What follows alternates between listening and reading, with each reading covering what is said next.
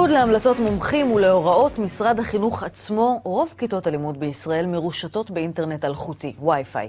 בהקלטות שהגיעו לידי חדשות 10, הממונים על הקרינה במשרדי הבריאות והגנת הסביבה תוקפים בחריפות את משרד החינוך ומזהירים מפגיעה בבריאות התלמידים והתלמידות ואפילו מסרטן. כתבנו לענייני חינוך עמרי מניב מדווח. בוקר טוב. בעוד יומיים יחזרו התלמידים לכיתות, 30, לעתים 40 תלמידים בכיתה קטנה, צמודים זה לזה, ולכל אחד טלפון נייד ולעתים גם מחשב או טאבלט. במציאות הזאת של ילדים ובני נוער בתוך חדר קטן וסגור, כשרוב בתי הספר הושתו בתקשורת אלחוטית, וי-פיי, עולה חשש מנזקי הקרינה. מבדיקת חדשות 10 עולה שמשרדי הממשלה פועלים בניגוד להנחיות, מגלגלים את האחריות זה על זה, ובעיקר מתעלמים מהסכנות הבריאותיות. יש סיבה גדולה לחשוש שהווי-פיי בכיתות גורם לקרינה רבה מאוד, ויש סיבה לחשוש לבריאות התלמידים. מהסיבה הזאת, ב-2013 פורסם חוזר מנכ"ל משרד החינוך, שקובע שיש להתקין בבתי הספר תקשורת קווית בלבד, פרט למקרים חריגים.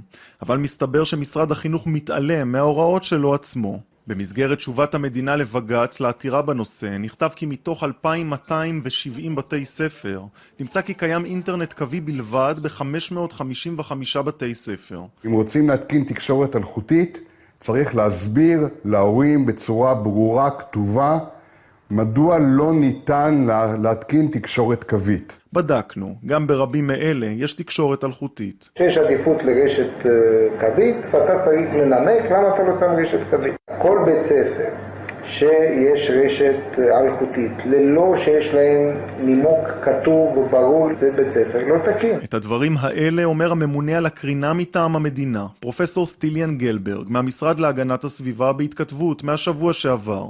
הוא מתייחס לשימוש בווי-פיי בכיתות. זו חשיפה לא מוצדקת לקרינה. הטלפונים הסלולריים נועדו לתקשורת בזמן ניידות ולא לתקשורת מתוך מצב נייח, במקום בו יש גם כך תשתיות תקשורת. האם אני רוצה שהנכדות שלי ישבו כל היום עם הטאבלט או עם המחשב בשולחן? ממש לא.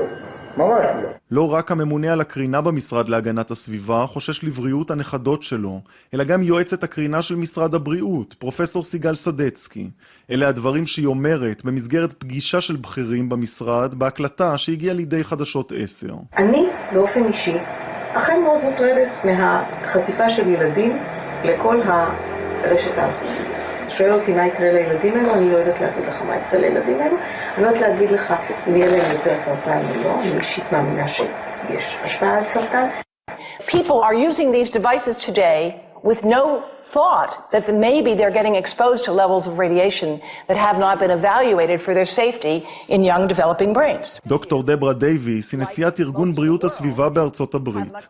שימשה יועצת בוועדה מיוחדת לעמידת סיכונים בריאותיים בממשל קלינטון. It would seem to me pretty clear that we should not have Wi-Fi in schools with young children. לפני חודש שיגרה מכתב לשר הבריאות ליצמן, ובו הזהירה שהמשך המדיניות הנוכחית תביא לתחלואה של הילדים. The Israeli government recommends no Wi-Fi for children. Now, when I say they recommend it, we know that in Israel and every other country, what the government recommends doesn't mean that's what's being done. ובינתיים, למשרדי הממשלה אין פתרונות להורים ולילדים, אז הם מגלגלים את האחריות זה על זה. אנחנו פועלים בהתאם להנחיות שאנחנו מקבלים ממשרד הבריאות ומשרד הגנת הסביבה. משרד הבריאות לא אחראי על הביצוע של הבדיקות, מי שכן אחראי הוא משרד להגנת הסביבה. ווי-פיי מבחינתנו זה מחוץ לתחום לחלוטין. משרד להגנת הסביבה לא יכול לקחת על עצמו ברגע הזה את הנושא הזה של מאות אלפי ווי-פיי. מחקרים יש לכאן ולכאן, אין הוכחה שקרינה מתקשורת סלולרית ואלחוטית מסרטנת. בעולם גם לא יודעים כיצד למדוד קרינה מהסוג הזה. זה לא מפריע למשרד החינוך לטעון שהם מבצעים בדיקות ושהכל בסדר.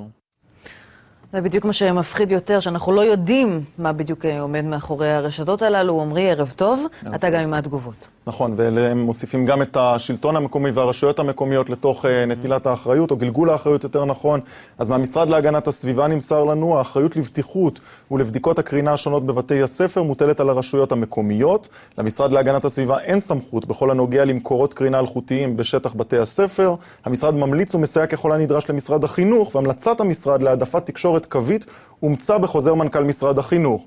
משרד החינוך אומרים דבר אחר לגמרי, אין שום החלטת בג"ץ שמנחה את משרד החינוך לעבוד עם רשת קווית בלבד, להפך, בג"ץ קיבל את עמדת משרד החינוך, לפיה יש להתאים את בתי הספר למאה ה-21 בדרך מאוזנת ומבוקרת. על שאר השאלות שלנו בחרו במשרד החינוך שלא להגיב, על בדיקות הקרינה הלא רלוונטיות שמבצע המשרד, על התצהיר הזה לבג"ץ שבו נמסר עופר רימון האחראי על הנושא, שורה של בתי ספר שהם בתקשורת קווית, תצהיר לא מדויק בלשון המעטה.